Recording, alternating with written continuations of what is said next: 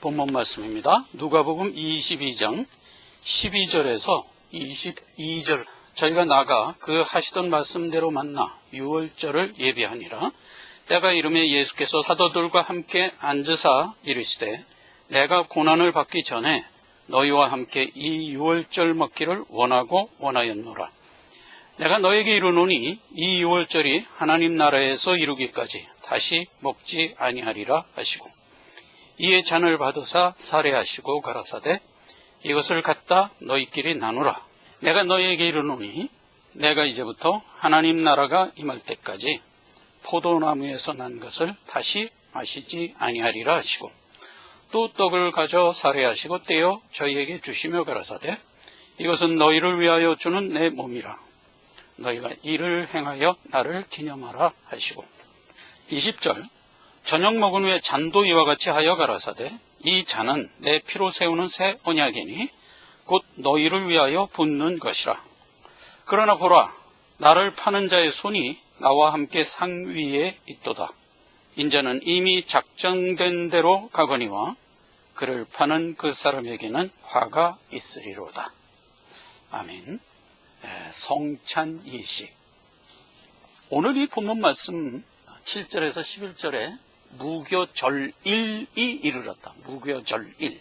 무교절은 이제 유월절이 지나고 나서 그 다음 날, 요걸 무교절이라고 그래요. 그런데 무교절일 그러면 유월절을 준비하기 위하여 사흘 전서부터 예비하는 기간, 요걸 무교절일이라고 그래요. 출애굽기 12장 3절에 보면 그 해의 첫 달 10일이 되면 유월절에 쓸 양을 예비하라 그래요. 14일이 되면 잡으라. 그래서 여기서 얘기하는 무교절일이라는 것은 지금 27장 7절에 있는 말씀도 그 얘기예요. 예수님이 이제 유월절을 앞둔 무교절일 어간에 어디 가면 물장군을 하나 만날 것이다. 그에게 가서 유월절을 예비할 집이 어디냐 이렇게 물으라는 거예요. 그러면 이제 그 사람이 자기 주인의 집을 알려줄 거라 이거야. 거기 가서 유월절을 예비하라 이렇게 지시를 했던 거예요. 그 11절에 보면 그 집 주인에게 이르되 선생님이 내게 하는 말씀이 내가 내 제자들과 함께 유월절 먹을 객실이 어디 있느뇨 하시더라 하라. 그가 이제 자리를 베풀어서 큰 다락방을 보여서 거기서 유월절을 예비했다. 이렇게 되고 오늘 본문 말씀이 이어진 겁니다. 모세로부터 예수님 지금 이때까지 계속 이어오고 있던 유월절이 도대체 어떤 의미를 갖고 있는 것이었냐 하는 것을 먼저 살펴보고, 이어서 예수님이 그것을 어떻게 마무리하는가를 살펴봐야 돼요. 결론부터 얘기하면 지금 예수님이 그 유월절을 마지막으로 마치려고 하는 거예요. 그리고 이어서 성찬 예식으로 바꿔주시는 이 역사적인 순간이다. 예수님이 예루살렘 입성해서 지금 고난주간을 보내고 있는데 3일째 된 날이 화요일이죠. 교훈의 말씀을 총 정리해 주시고 이틀 후에 십자가에 못 박혀 죽으리라. 네 번째 십자가 대속 예고를 한 거죠. 그 십자가 대속 예고를 왜 했냐?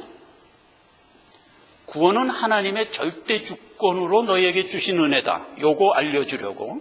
그건 지난 시간에 우리가 살펴봤고요. 두 번째로 옛날의 언약 가운데 증거로 주셨던 유월절에 대한 성취니라. 요거 알려주려고.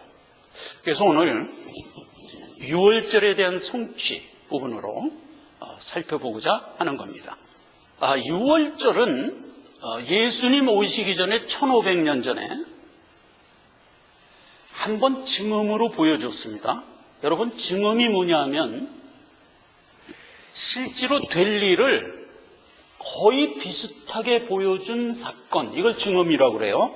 예를 들면 예수님이 마지막으로 재림해서 이 세상을 완전히 마감하고 내 백성을 구원하여 천성으로 들어가는 것, 이게 구속사의 끝이잖아요.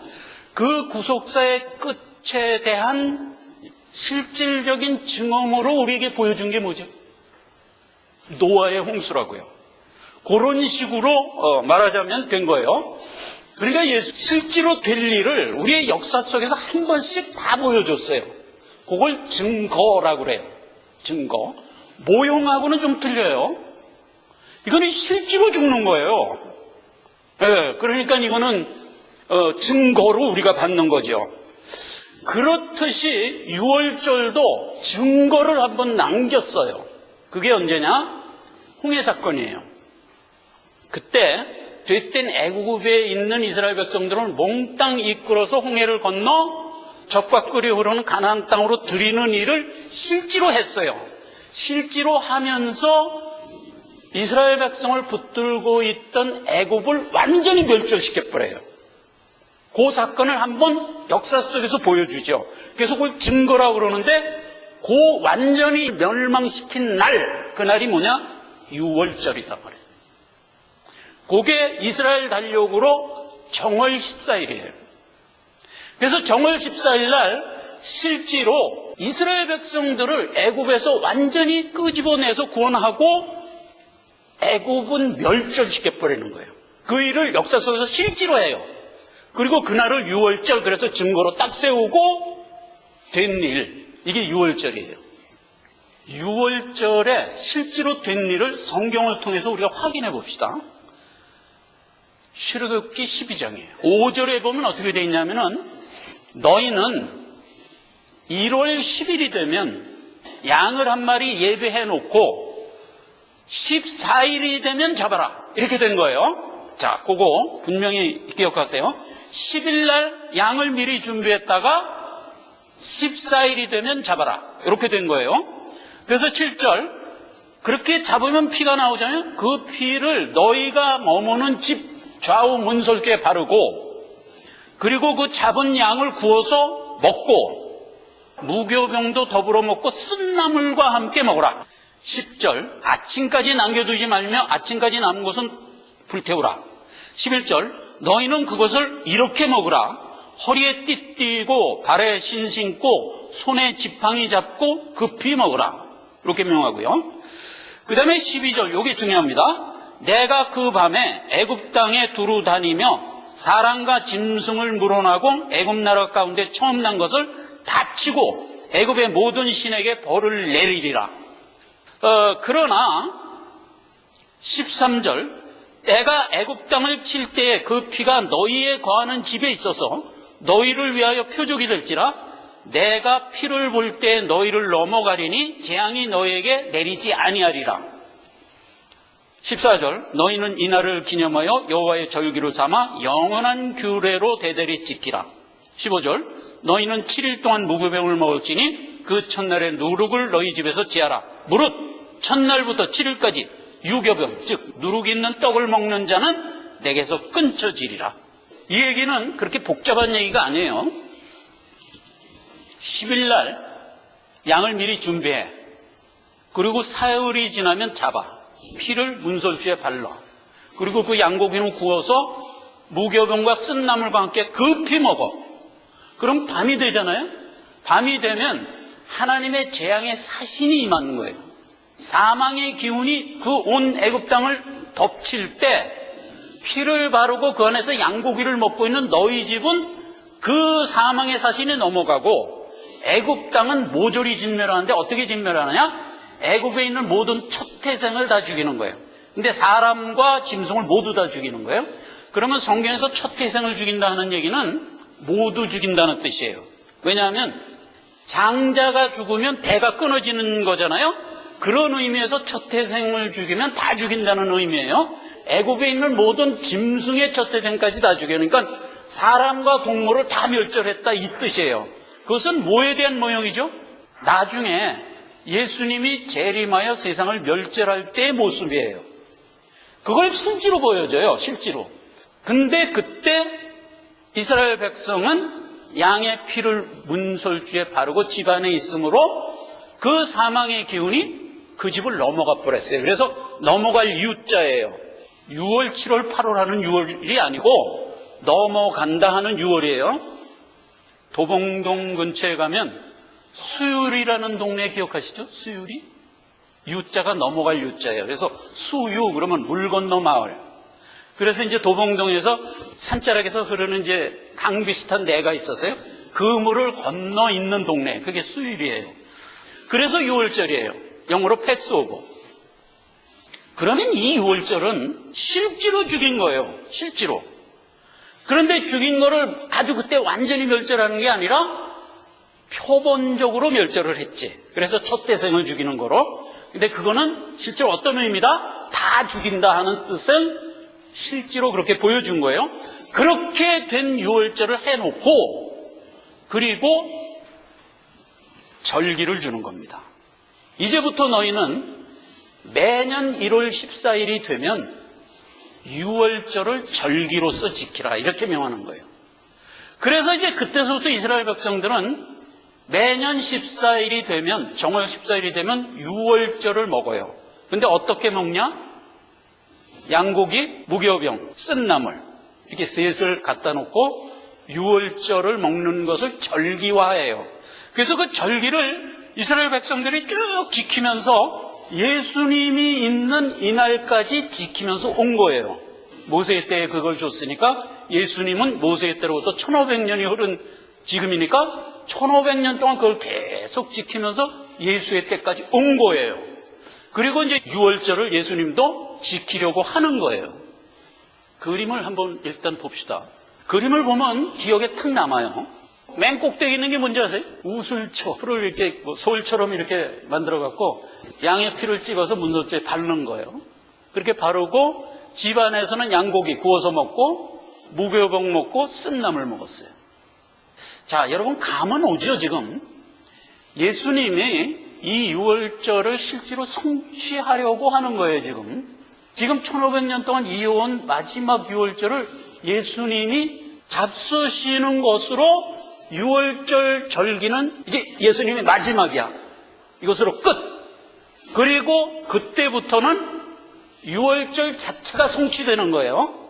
성취되고 그때서부터 예수님이 말하자면 마지막 유월절을 지킨 거를 정례화해서 우리에게 남겨요.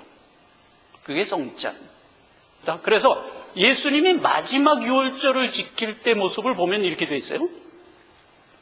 피는 없어. 양고기도 없어요. 왜 없을 것 같아요?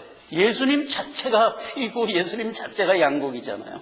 그러니까 예수님이 지금 딱 이렇게 앉아 계시잖아요 지금. 저 그림이 예수님인 거 아시겠죠? 저거 보고 아니 저게 왜 예수님이냐 이러는 사람도 있어요. 이건 은혜예요. 저거 보고 예수님으로 보는 사람 아니 뭐 까맣고 하얀데 뭐 저거 왜 예수님이래 이래. 믿는 자에게만 보입니다. 예수님.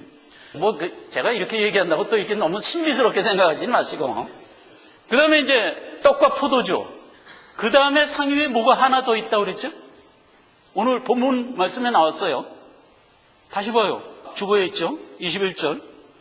그러나 보라 나를 파는 자의 손이 나와 함께 상위에 있도다. 그러니까 예수님이 잡수시는 유월절 상위에는 뭐가 하나 더 있었어요? 나를 파는 손. 누구예요? 유다의 손. 요게 유월절 절기에 뭐에 해당할까? 쓴나물. 쓴나물. 여러분 우리가 성경을 읽으면서 무릇 경건히 사는 자는 무엇이 겸한다고요? 핍박이 겸하리라. 무릇 믿음 갖고 살아가는 자에게 반드시 겸되는 게 뭐예요? 핍박이에요. 이거는 믿는 자의 증거예요. 우리가 믿음 갖고 바른 신앙생활을 하면 제일 먼저 누가 나를 핍박할까? 가족이 핍박해요. 가족이. 내 새끼, 내 부모. 왜 예수를 믿고 이런다고. 그리고 세상 사람들도 핍박해요. 디모데후서 3장 16절에도 동일해요. 무릇 경건히 살고자 하는 자는 반드시 핍박이 따르리라. 내 뜻대로 사는 자는 이 세상에서 복을 받고 겸하여 핍박도 받으리라. 이렇게 예수님이 친히 한 얘기예요. 그렇게 된 게 쓴나물. 그래서 우리는 신앙생활을 하면서 왜 핍박을 받냐 하면 우리가 죄된 몸을 입고 살고 있고 죄라는 밭에서 살잖아요. 그러니까 자연히 죄와 우리는 부딪히게 돼 있잖아요. 그 부딪히는 현상을 핍박이라고 하는 거예요. 예. 그런데 예수님은 그걸 우리에게 무엇으로 주지요? 너는 틀림없이 내 새끼라는 것에 대한 증거로 주죠. 증거로. 그래서 이제 우리는 틀림없이 나는 구원받았다는 증거를 이렇게 들고 신앙생활을 지금 하는 거예요. 그러니까 여러분 핍박받는 거를 기뻐해야 돼요. 성경은 항상 그걸 기뻐하라고 그래요. 너희가 핍박을 받으면 좋게 기뻐하라 이렇게 되는 거예요. 왜냐하면 우리는 구원받았다는 가장 강력한 증거니까. 그거예요. 그래서 이제 성찬식에 보면은 유다의 손이 딱 이렇게 산 위에 있는 거예요. 이게 핍박. 그러면 이제 옛날 유월절에서도 동일하게 쓴나물을 먹으라 했던 것과 이제 동일하게 매치가 되는 거예요. 자, 이렇게 된 게 1500년간 지켰던 유월절 절기고 그것의 마지막 유월절로 예수님이 지킨 모습이에요. 마지막 유월절로. 근데 마지막 유월절로 예수님이 지킬 때는 예수님이 약간 바꾸죠. 어떻게 바꿔요? 일단 양고기 재버리고 빵과 잔만 딱 놓고 그리고 예수님이 함께해요. 그러니까 예수님이 함께 한다는 것으로 무엇이 있는 거예요 지금? 피와 양고기가 있는 거예요. 예수님이 어린 양이니까 피와 고기가 실제로 예수님으로 함께하면서 떡과 포도주만 먹도록 이렇게 정례화한 게 성찬. 그래서 마지막 유월절을 예수님이 성찬으로 바꿔서 지금부터 너희는 내가 재림할 때까지 이 성찬식을 지키며 가라 이렇게 명한 거예요. 그림을 이제 완전히 이제 우리가 이해했으니까 구구절절히 한번 보자 하는 겁니다. 히브리서입니다. 히브리서 11장. 믿음은 바라는 것들의 실상이요 보지 못하는 것의 증거니 선진들이 이것으로 증거를 얻었느니라. 믿음으로 유월절과 피 뿌리는 예를 정하였으니 이는 장자를 멸하는 자로 저희를 건드리지 않게 하려 한 것이다. 이게 대속의 목적이죠. 39절. 이 사람들은 다 믿음으로 말미암아 증거를 받았으나 약속은 받지 못하였으니 이는 하나님이 우리를 위하여 더 좋은 것을 예비하였은즉 우리가 아니면 저희로 그 온전함을 이루지 못하게 하려는 하나님의 뜻이었다. 이 말을 오늘 이후 여러분 선명하게 이제 이해를 하는 겁니다. 자, 보세요. 옛날 구약 사람들은 뭐 갖고 구원을 받았을까? 우리는 뭐 갖고 구원받았죠? 예수님이 실제로 십자가에 못 박혀 죽으시는 것을 보면서 그걸 믿음으로 구원을 얻었어요. 그러니까 항상 우리의 구원은 예수님이 우리에게 베풀어 주신 깨끗함을 받고 내가 고백하는 거예요. 그게 구원이에요. 그렇다면 옛날 구약 사람들도 형태는 그렇게 구원을 얻었는데 옛날 구약 사람들은 뭐를 받았을까? 유월절을 받잖아요. 유월절을. 애굽을 몽땅 죽이고 이스라엘 백성들을 몽땅 구원하는 그 사건을 받잖아요. 그걸 여긴 뭐라고 그랬어요? 증거라고 그랬다고요. 실제로 너희를 구원한 십자가 대속에 대한 증거. 그걸 보고 믿어 구원을 얻었어요. 옛날 사람도 그 얘기야. 다시 봐요. 8절. 믿음으로 유월절 피 뿌리는 예를 정하였으니 이는 장자를 멸하는 자로 저희를 건드리지 않게 하려 한 거라. 이렇게 된 게 유월절이었잖아요. 그거를 이 사람들이 다 믿었다 이거예요. 뭘 보고 믿었다? 그 증거를 보고 믿었다 이거예요. 그러나 뭐는 못 봤다? 예수님이 실제로 그거를 성취한 십자가 대속은 못 봤다 이거예요. 그래서 약속은 받지 못했지만 뭐는 봤다? 옛날에 유월절이라는 사건을 통해서 보여준 그 사건의 증거는 봤지. 같은 거예요. 지금 같은 건데 이거는 약기하여 준 증거고 이거는 실제로 예수님이 한 증거고 그렇게 대별되지만 내용은 같았어요. 그래서 구약 사람들은 그 같은 내용인 유월절이라는 증거를 보고 믿었단 말이에요. 오늘날 우리는 예수의 십자가 대속을 실제로 보고 믿는 자들이고 구원은 믿음으로 받도록 이렇게 한 거란 말이에요. 자, 그래서 믿음은 바라는 것들의 실상이야 보지 못하는 것의 증거라 그랬어요. 우리는 지금 이 모든 걸 다 못 봤어. 그러나 기록에 의하여 우리는 이것을 증거로 받고 실제로 보는 거잖아요. 그리고 우리는 그것을 믿는 거잖아요. 그러므로 우리는 구원을 얻었다. 이렇게 정돈이 되는 겁니다. 자, 그러면 옛날에 유월절이라는 그 사건, 하나님이 증거로 보여주고 그것이 구구절절히 성취되는 것을 성경에서는 여러 번 기록을 합니다. 너희가 본 그 유월절의 증거는 훗날 예수님이 오셔서 완전히 성취하는 십자가 대속으로 마감될 것이다 라는 얘기를 옛날 구약에 있는 많은 성경 내용을 보면 그걸 다 예언을 했어요. 증거 보여주고 그것이 훗날 예수님으로 완성되고 성취될 거야 하는 얘기를 계속 했다는 얘기예요. 그 계속 했다는 얘기가 오늘 읽은 누가복음 말고 마태복음 27장에는 이렇게 기록되어 있어요. 보세요. 마태복음 27장 9절부터입니다. 이에 선지자 예레미야로 하신 말씀이 이루었나니 일러스되 저희가 그 정가된 자 곧 이스라엘 자손 중에서 정가한 자의 가격 곧 은 30을 가지고 토기장의 밥값으로 주었으니 이는 주께서 내게 명하신 바와 같더라 그랬어요.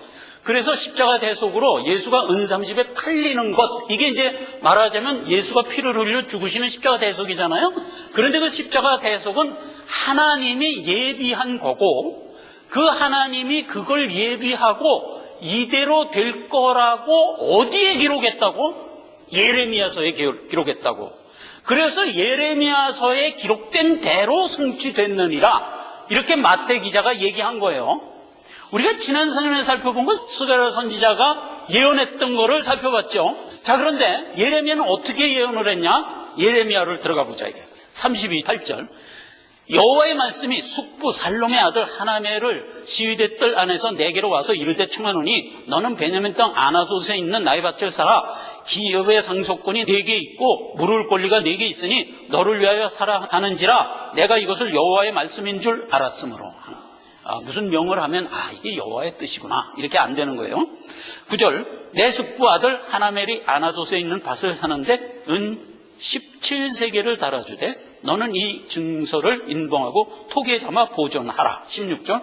내가 매매 증서를 바로에게 붙인 후에 기도하여 가로되 25절. 내게 은으로 밭을 사며 증인을 세우라 하셨으나 이 성은 갈대아 손에 붙임 바 되었나이다. 나는 여호와요 내게 능치 못한 일이 있겠느냐? 이렇게 되고요. 36절. 바벨론 왕의 손에 붙임 바 되었다는 이 성에 대하여 내가 말하노라. 보라 내가 노아 분과 큰 분노로 그들을 쫓아보냈던 모든 지방에서 그들을 모아내어 이곳에 다시 인도하여 안전하게 거할 것이라. 38절. 그들은 내 백성이 되고 나는 그들의 하나님이 되리라. 39절. 내가 그들에게 한 마음과 한 도를 주어 자기들의 자손 후손의 복을 위하여 항상 나를 경외하고 내가 기쁨으로 그들의 복을 주되 정령이 나의 마음과 정신을 다하여 그들을 이 땅으로 인도하여 삼으리라. 이렇게 된 거예요. 자, 이게 무슨 얘기인가 하는 걸 제가 얕게 합니다. 예레미야에게 야 이놈아 너 네 숙부 살룸의 아들이 하나멜이라는 아들이 있어서 그럼 누구예요? 예레미야의 사촌. 그 하나멜이라는 놈이 띨띨해 갖고 내가 그에게 준 밭을 잃어버렸어. 노름을 했는지 이건 술을 먹었는지 팔아먹은 거예요. 잃어버렸어. 그러니까 너는 기업물을 근족이지 않냐? 사촌이니까 근족이죠. 근족이지 않냐? 그러니까 네가 그 밭을 사서 하나멜에게 줘. 이런 거예요. 이스라엘은 기업무르기 제도를 했다고 그랬잖아요. 그래서 이제 이스라엘 백성들이 다 이제 가나안 복지를 기업으로 받았을 때 얼마나 풍부히 받았어요?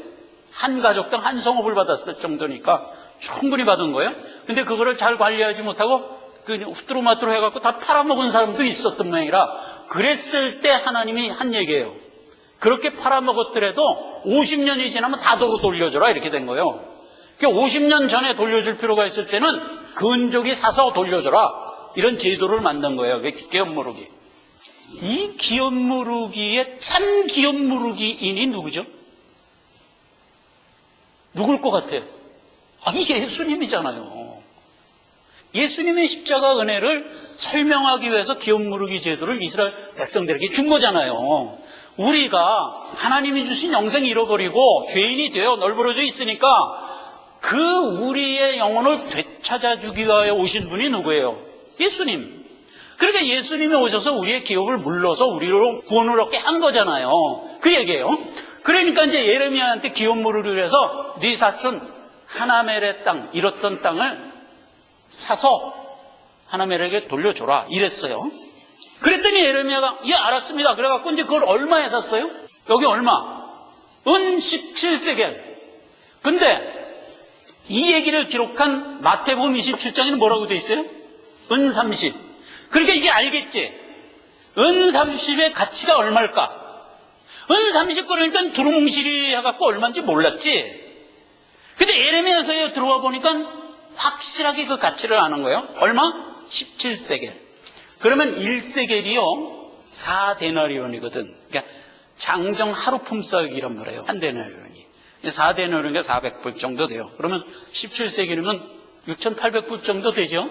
그죠? 가격으로 따지면 그렇고 은으로 따지면 200g이야. 은 17세겔이 200g이야.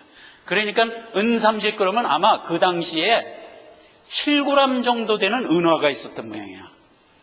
그러니까 그거를 30개 주고 유다가 팔아먹었던 것 같아. 그렇게 이제 우리가 유추가 되는 겁니다. 그래갖고 이제 17세겔을 주고 그 밭을 샀어요.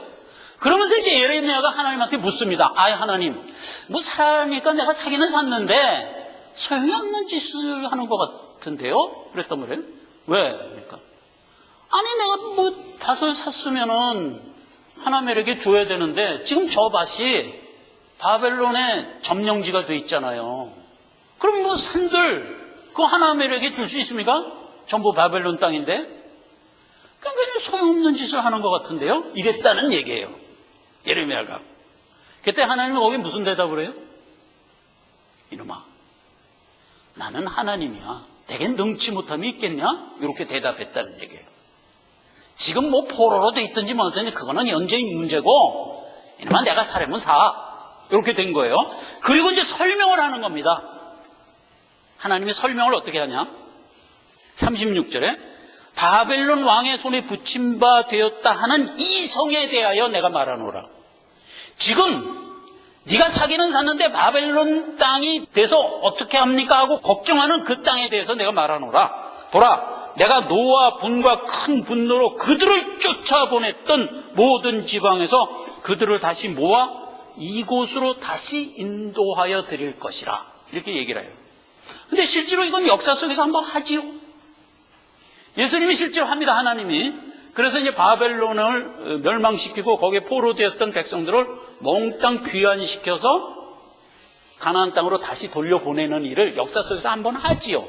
그렇게 해서 성취를 해요. 그러나 그거는 아직 모형이지. 왜 아직 모형일까? 가나안 땅은 뭐가 본체예요? 내가 갈 나의 본향 천국이 본체잖아요. 그러니까 그 모양을 그대로 퍼포먼스로 보여준 걸 아까 내가 뭐라 그랬다? 증거. 항상 증거. 그죠? 모형하고는 좀 틀려요. 모형은 하나님의 말씀, 떡. 이렇게 이제 상관되는 걸 모형이라 그래. 그러나 증거는 아니에요. 실제로 우리가 할 일을 약기해서 실제로 보여주는 거예요. 실제로. 죽일 놈은 실제로 죽이는 거예요. 살릴 사람은 실제로 살리는 거예요. 그걸 증거라고 그래요. 그러니까 노아의 홍수 뭐 이런 게 다 증거예요. 그러면 여기서 포로 귀환해서 자기 고향으로 다 돌아가서 옛날 네가 가지고 있던 땅으로 다 돌아가라 한 건 뭐예요? 증거. 증거. 본체는 뭘까? 예, 구속사가 다 마감돼서 내가 천국에 입성하여 나의 유업을 받는 거. 이게 본체죠. 그렇게 이제 비교가 되는 겁니다. 그리고 42절에 본체에 대한 얘기를 해주죠. 본체에 대한 얘기를 이렇게 해줍니다. 나 여호와가 이같이 말하노라. 내가 이 백성에게 이 큰 재앙을 내린 것 같이 허락한 모든 복을 그들에게 내리리라. 그러면서 이제 38절이 그 유명한 말을 하는 겁니다. 여러분, 예수 믿는 우리가 상식적으로 하나 알아두세요. 하나. 누가 나에게 묻거든. 성경이 이렇게 두꺼운 책인데 이거를 한마디로 딱 얘기하면 뭐라고 할 수 있습니까? 하고 묻거든. 에레미야서 32장 38절이 대답이에요. 자, 다시 봐요. 그들은 내 백성이 되겠고 나는 그들의 하나님이 될 것이요. 요거예요. 성경을 한마디로 요약하면 무슨 얘기예요? 내 백성을 삼아 나는 그의 아버지가 되겠다 하는 얘기예요. 그래서 요한계시록 맨 마지막에 가면 요한계시록이 그렇게 끝나요. 나는 너희 하나님이 되고 너희는 내 자녀가 되리라 해서 성경이 끝나요.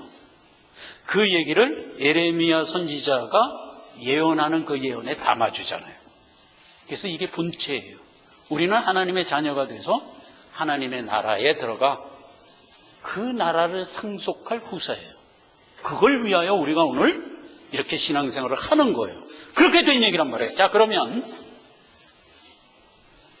예레미야 선지자가 얘기한 이 모든 얘기에는 이스라엘 백성이 땅 다 뺏기고 포로로 붙잡혀 갔지만 기업 모르기를 통하여 그 밭을 도로 사게 했어요. 사기는 샀는데 소용이 없었어요. 바벨론의 점령지가 돼 있기 때문에. 그런데 하나님은 내게 능치 못할 일이 있냐 해서 역사 속에서 포로 귀환하는 거 1차적으로 증거로 보여줬고, 오늘 예수 그리스도가 십자가에 못 박혀 죽는 것으로 이 모든 일을 성취하여 실제로 기업 무르기를 우리에게 주는 거예요. 그래서 예수가 십자가에 못 박혀 죽는 것으로 우리는 죄사함을 받고 자유인을 일단 만들죠. 즉 포로에서 귀환하게 하지요. 그리고 우리에게 뭘 허락해요? 너희가 받아야 될 천성의 상속지 유업을 확증시켜주죠. 그래서 오늘날 우리는 예수 믿고 구원받아 무엇을 믿음으로 갖고 있나요? 나는 내 수완을 마치면, 또 더 크게 나는 예수님이 재림하면, 같은 얘기예요. 그러면 어떻게 된다? 나는 내 본향으로 들어가서 하나님이 내게 예비한 유업을 받을 거야, 이렇게 확증을 하고 살죠. 오늘날 그걸 보고 믿음이라고 그러는데, 오늘 히브리서 11장 1절에 뭐라고 그랬어요? 너희가 가지고 있는 이 믿음은, 봐요, 믿음은 바라는 것들의 실상이요, 네가 지금 보지 못하지만 그게 증거다 이 말이에요. 너희가 믿고 있는 그게 사실이다 이 말이에요. 그러니까 준 거예요, 안 준 거예요? 준 거예요. 우리는 그걸 받았어요. 아직 손으로 만지지 못하고 눈으로 못 보지만 하나님이 믿음으로 줬기 때문에 그게 더 진리예요. 그게 더 실상이에요. 우리가 지금 눈으로 보고 있는 이 세상 가상이에요. 우리가 눈으로 보고 손으로 만지는 이것들 가상이에요. 왜 가상이죠? 때가 되면 없어질 거니까 가상이에요. 그러나 우리가 믿음으로 갖고 있는 내 본향 천국, 나의 것은 그게 실상이에요. 왜 실상이죠? 아직은 우리가 눈으로 보지 못하고 손으로 못 만지지만 그럼에도 불구하고 왜 실상이죠? 그것은 영원히 우리에게 제시될 거니까. 그래서 실상인 거예요. 이렇게 된 게 언약과 성취라고요. 그러니까 구약 내내 예수님은 이것을 계속 언약 속에서, 모형 속에서, 증거 속에서 우리에게 보여줬죠. 우리가 다 받고 믿음으로 간직하여 현실을 살아가고 있는 거단 말이죠. 이렇게 성취된 게 예수님이 오셔서 십자가 대속으로 이루신 일들이라고요. 말씀을 맺습니다. 대속이 우리를 구원한 구속사의 가장 중심되는 기둥이죠. 우리를 일단 생명을 줘야 되니까. 그렇죠? 그래서 우리에게 생명을 준 사건, 이게 십자가 대속이에요. 예수님이 십자가 대속으로 이루신 역사 때문에 우리는 생명을 갖고 영생하는 자가 됐어요. 그 대속을 증거로서 옛날에 한번 보여줬던 게 뭐였죠? 유월절. 그때도 동일한 얼개였어요. 하나님이 애굽을 몽땅 진멸하는 가운데 이스라엘 백성을 몽땅 살렸어요. 그래갖고 어디로 인도했어요? 적과 꿀이 흐르는 가나안 땅으로 인도했어요. 이 그림 사건 안에 무엇이 보였어요? 우리가 구원받아 천성에 가서 하나님이 베풀어준 모든 상속을 받을 것에 대한 내용을 그린 거죠. 실제로 사건화한 거죠. 그게 유월절. 그 유월절이 성취된 게 오늘날 우리가 갖고 있는 믿음. 이렇게 되었던 거란 말이에요. 그거를 하나님이 그 사건을 보여주면서 그거를 절기화했죠. 그래서 너희는 이 매년 1월 14일이 되면 떡과 양고기와 쓴나물을 먹어라. 이렇게 절기화한 거죠. 그래서 그걸 1500년 동안 절기화하면서 쭉 지켜왔어요. 그런데 예수님이 실제로 1500년 후에 오신 거예요. 오셔서 이 일을 다 성취시켰어요. 양을 잡아서 피를 흘린 건 예수님이 직접 죽어서 피를 흘렸고, 이런 식으로 다 성취했어요. 성취해갖고 예수님이 옛날처럼 똑같이 우리에게 명하는 거예요. 이 모든 일을 정례화하여 성찬에 담아주는 거예요. 옛날에 유월절을 보여주고 그걸 정례화해서 유월절이라는 절기에 담아줬던 것처럼 오늘날 예수님도 십자가 대속에 죽고 그 내용을 성찬에 담아서 우리에게 남긴 거예요. 그래서 우리는 예수님 재림하는 그날까지 예수님 남긴 성찬을 지키면서 이 땅을 살아가도록 명한 거예요.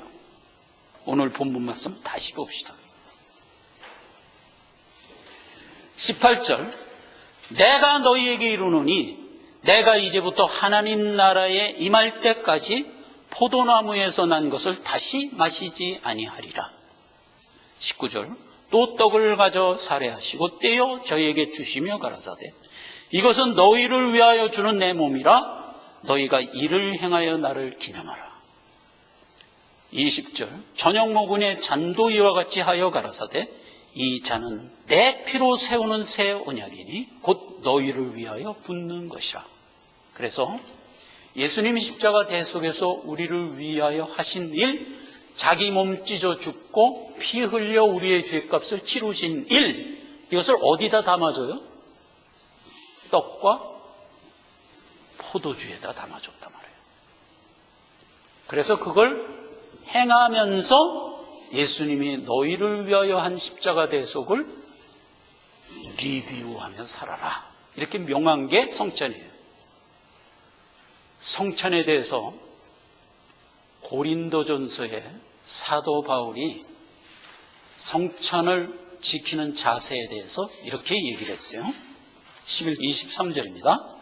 다 눈으로 따라 읽으시기를 바랍니다. 23절, 내가 너에게 전한 것은 주께 받은 것이니 곧 주 예수께서 잡히시던 날 밤에 떡을 가지사 축사하시고 떼어 가라사대 이것은 너희를 위하는 내 몸이니 이것을 행하여 나를 기념하라. 25절, 식후에 또 이와 같이 잔을 가지고 가라사대 이 잔은 내 피로 세운 새 언약이니 이것을 행하여 마실 때마다 나를 기념하라. 26절, 너희가 이 떡을 먹으며 이 잔을 마실 때마다 주의 십자가 대속을 오실 때까지 전하는 것이니라. 이제 성찬을 우리에게 주시고 우리가 이 성찬을 행하는 이유를 알겠죠.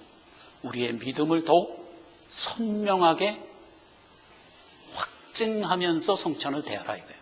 자, 그런데 그 성찬을 바르게 대하지 못하는 자들도 있어요. 교회 안에는. 그래서 그들에 대한 경고를 이렇게 합니다. 27절, 그러므로 누구든지 주의 떡이나 잔을 합당치 않게 먹고 마시는 자는 주의 십자가 대속, 즉 몸과 피를 범하는 죄가 있느니라. 생각을 해보세요. 주께서 우리에게 베풀어 주신 십자가 대속을 경홀히 여기는 게 죄가 하니까 당연히 죄죠. 그 얘기를 하는 겁니다. 28절, 사람이 자기를 살피고 그 후에야 이 떡을 먹고 이 잔을 마실지니 주의 몸을 분변치 못하고 먹고 마시는 자는 자기의 죄를 먹고 마시는 것과 방불하다. 근본적인 얘기를 해주고요. 30절, 이러므로 너희 중에 약한 자와 병든 자가 많고 잠자는 자도 적지 아니하니. 이 주의 성찬, 즉 하나님의 십자가 대속을 경홀히 알고 함부로 대하는 자를 하나님이 어떻게 한다? 징계한다고요. 징계한다고요. 그래서 여기 그렇게 얘기하는 거예요. 조금 섬찟하죠? 병든 자도 있고 심지어 죽는 자까지 있다는 거예요. 그러면서 하는 얘기입니다. 31절, 우리가 우리를 살폈으면 판단을 받지 아니하려니와 우리가 판단을 받는 것은 주께 징계를 받는 것이니 이는 우리로 세상과 함께 주의 정함을 받지 않게 하려 함이라. 왜 하나님이 우리를 징계한다고요? 우리가 죄로 인하여 멸망하지 않게 하려고 지금 간단하게 회초리를 든다, 이런 뜻이에요. 그러니까 너무 또 이렇게 염려를 하면 안 돼. 하나님이 매를 때리면 기쁨으로 그 매를 맞아야지. 왜? 하나님이 너를 왜 때리냐? 네 구원이 흔들리지 않게 하려고라니까. 이제 그런 얘기를 우리가 확실하게 인식하면서 우리가 성찬을 1년에 한 4번 합니다. 그 성찬을 경건함과 기쁨으로 받는 자가 다 되자. 자, 참고로 그 위를 하나 더 보세요. 신약 시대에는 2가지 성례가 있어요. 하나는 세례, 하나는 성찬이에요. 세례는 복음을 듣고 마음으로 믿음을 표출한 것을 확인시킨 성례예요. 그게 세례예요. 그래서 세례는 거듭났다는 것을 내가 하나님 앞에 고백한 사건이죠. 그게 세례. 그게 하나고, 그러면 6월절에 뭐에 해당해요? 그 집이 누구예요? 집이 나예요. 나에게 피를 바른 거예요. 그럼 성찬은 또 뭐냐? 거듭난 자로서, 그러니까 세례받은 자로서, 또 유아 세례 후 학습받은 자로서 대할 수 있는 것, 이게 성찬이에요. 그러니까 성찬은 세례받지 않은 자는 대하면 안 돼요. 그런데 유아 세례는 아기 때 유아 세례 받잖아요. 유아 세례 받고 나서 14세 이후에 학습을 필해야 그 세례가 이루어진 거예요. 유아 때 세례는 14세 때 학습까지 묶어서 그게 세례예요. 그러니까 학습을 아직 안 했으면 세례 중에 있는 거예요, 지금. 그러니까 세례를 필요한 자가 아니기 때문에 성찬을 받으면 안 돼요. 이렇게 우리가 정돈이 되는 거예요. 교회 초기 때 성찬을 처음 했는데 어린이 하나가 먹으려고 그랬어요. 그래서 제의지를 했어요. 아까 고린도서에 뭐라고 그랬어요? 주님이 정한 대로 성실하게 받아야 돼요. 그렇지 않으면 주의 징계의 손길이, 성경 말씀은 헛 말씀이 없어요. 정당하게 세례를 받고 믿음을 하나님 앞에 분명하게 고백한 자들만 할 수 있는 축복, 그게 성찬이에요. 그러니까 세례받은 자는 난 요즘에 신앙생활이 많이 나태해졌어, 그래서 내 성찬 못 먹을래, 이것도 교만이에요. 예수님이 거듭나서 내 자녀로 만들었으면 우리는 예수님이 하라는 걸 해야지. 이런 것을 종합해서 우리가 성찬을 확증해야 돼요. 성찬에 참여할 수 없는 자를 또 알아봅시다. 첫째, 미세례자, 아직 믿음을 주 앞에 고백하지 않은 자, 미세례자, 그건 성찬할 수 없어요. 세례한 후에 해야 돼요. 그러면 유아 세례 후 학습 전에 있는 자, 이것도 아직 미세례예요. 그래서 성찬할 수 없어요. 또 하나, 교회가 권징을 한 경우가 있어요. 권징. 그 권징 중에 있는 자, 그 사람은 그 권징이 끝나면 그때 먹을 수 있도록 교회가 정한 거예요. 그래서 권징 중에 있는 자 성찬에 참여 못해요. 마지막, 불신자 성찬 못 먹어요. 이렇게 성찬을 정돈하자 하는 겁니다. 기도하겠습니다. 아버지 하나님 은혜를 감사드립니다. 십자가 대속을 이틀 전에 예고하시면서 이 십자가 대속을 끝나고 나면 너희가 내 자녀로서 성찬에 참여하는 복된 자가 될 것이다 라고 말씀해 주셨습니다. 우리가 다 이 귀한 복을 받고 우리의 수완을 달아갑니다. 이 복을 더하사 우리로 부족함이 없게 하옵시고 마침내 내 본향에 들어가는 그날까지 우리의 발걸음에 힘을 더하여 주옵소서. 예수님의 이름으로 기도했습니다. 아멘.